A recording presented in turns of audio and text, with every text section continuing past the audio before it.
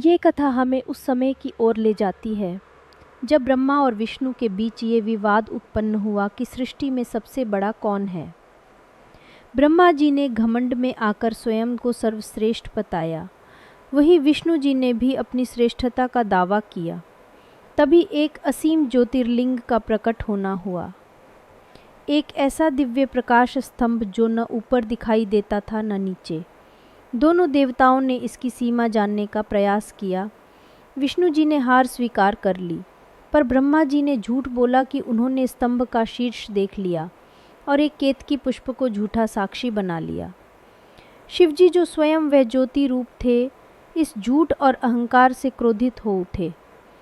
तभी उनके मस्तक से एक भयंकर और प्रचंड रूप प्रकट हुआ, भैरव। वे काले विकराल जटाधारी और हाथ में त्रिशूल व कपाल लिए प्रकट हुए।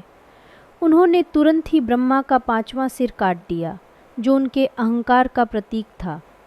किंतु चूंकि ब्रह्मा एक ब्राह्मण थे, भैरव पर ब्रह्महत्या का पाप लग गया। उस कटे हुए सिर की खोपड़ी भैरव के हाथ से चिपक गई। तब भैरव एक दिगंबर भिक्षुक की भांति संसार भर में भटकने लगे, उस पाप से मुक्ति की खोज में। अंततः वे काशी वाराणसी पहुँचे, जहाँ वह खोपड़ी उनके हाथ से गिर गई और उन्हें मोक्ष प्राप्त हुआ। इसलिए काशी को अविमुक्त क्षेत्र कहा गया, जहाँ सबसे बड़े पाप भी क्षम्य हो जाते हैं।